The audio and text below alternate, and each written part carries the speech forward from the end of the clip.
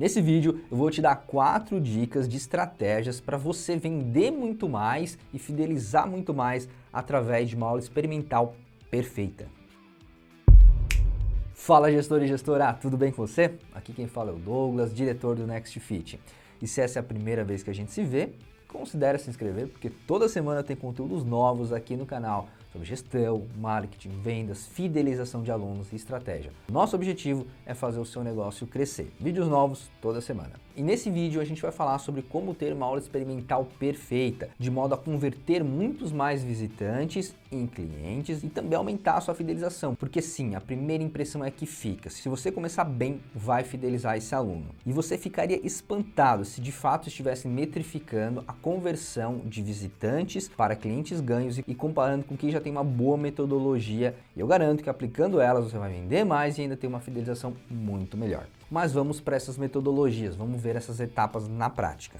E a primeira etapa é encarar essa aula experimental como uma venda e como um relacionamento também, não apenas como um treino. Não é só a sua recepção que tem que vender e fazer o relacionamento. Quem está fazendo a aula experimental, seu instrutor, seu coach, tem sim que entender técnicas de venda e de relacionamento para conseguir aumentar essa conversão de venda. As pessoas compram de quem elas confiam, elas compram de quem elas gostam. Então, seu instrutor tem que gerar essa conexão com a pessoa, ela tem que gostar e ela tem que confiar. E uma boa forma de começar a fazer isso é através do Spin Selling, que é uma metodologia baseada em 4 pilares. A gente tem um vídeo aqui no canal onde entramos mais a fundo, se você quiser mais detalhes, mas eu vou te dar um rápido panorama para você entender onde eu quero chegar. Essa metodologia ela consiste em 4 pilares. Situação, problema, implicação e necessidade. Então, quando o aluno chegar lá no seu box, no seu estúdio, na sua academia, a primeira coisa que o seu coach, que o seu instrutor tem que fazer é entender a situação da pessoa. Qual é a idade, onde ela mora, se tem filho ou não tem, se já treinou antes, quanto tempo treinou, se já parou, entender em que momento da jornada de vida essa pessoa está. Entendeu a situação da pessoa, você vai partir para entender o problema. Qual o desafio? Qual o problema essa pessoa quer resolver?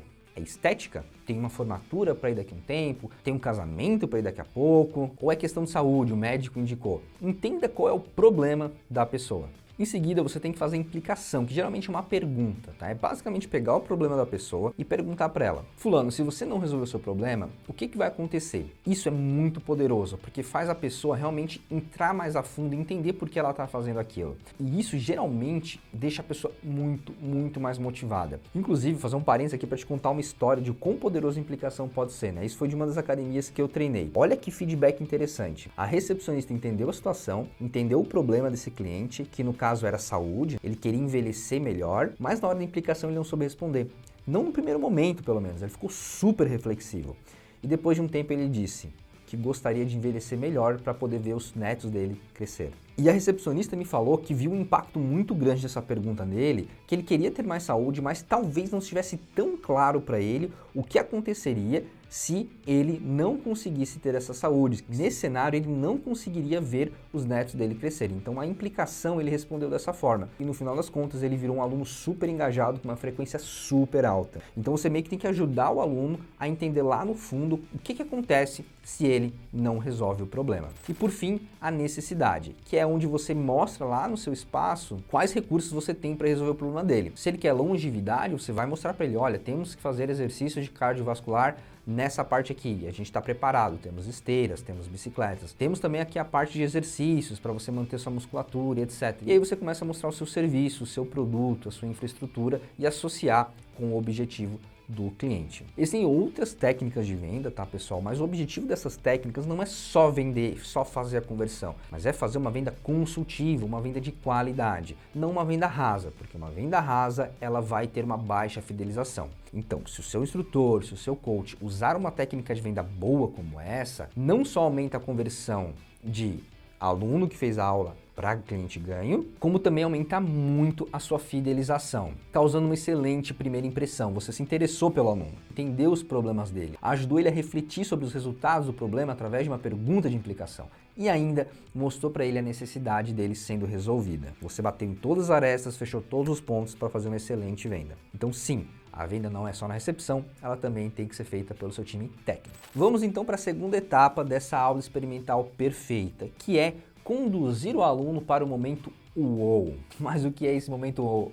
E não, eu não inventei esse termo. É um termo bastante utilizado no mundo de produtos e serviço quando a gente está estudando a experiência do usuário, a experiência do cliente. Trata-se do momento que o aluno tem aquele estalo de entender o valor do seu produto ou do seu serviço. E vamos a um exemplo super prático, eu ouço muito da galera que vai fazer jiu-jitsu. Eu já ouvi várias vezes a pessoa falando que ela se apaixonou pelo esporte no momento que ela foi finalizada na primeira vez ou que ela finalizou na primeira vez, que ela entendeu a arte, que ela entendeu a técnica e o poder disso. Percebe? Então provavelmente esse é o momento wow dessa jornada do jiu-jitsu. Claro que dependendo da sua metodologia, de quem você é, pode ser diferente, mas via de regra, esse é um dos momentos de estalo de quem está praticando essa modalidade. Então eu te pergunto, vale a pena você fazer na sua aula experimental ele correr trocentas mil voltas, fazer 1 milhão de abdominais e não deixar ele rolar com algum outro aluno para ele ter esse momento wow? Não faz muito sentido.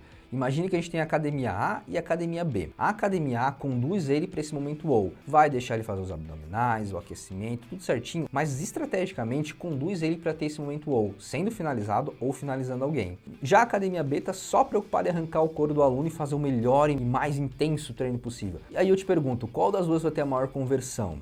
Com certeza vai ser a academia A. Na dança, geralmente esse momento wow é quando você faz a primeira apresentação, você passa 3, 4 sets, o aluno treina, depois você coloca o som 5, 6, 7, 8 e o aluno faz aquela coreografia pequena de 3, 4 sets e já consegue performar bem, isso é incrível, dá pra ver no semblante das pessoas que fazem dança pela primeira vez que esse é o momento wow. E as outras modalidades, cada uma tem a sua, eu não vou falar de todas pro vídeo não, vai ficar muito grande, mas eu tenho certeza que você já sabe qual é o momento wow aí da jornada da sua principal modalidade. Identifique ela, que pode variar de acordo com a sua metodologia, e conduza o aluno para esse momento wow. E não insista naqueles treinos super técnicos, super difíceis, que não necessariamente vão convencer o aluno, que não vão dar essa experiência wow impressionante de virada de chave para o seu aluno.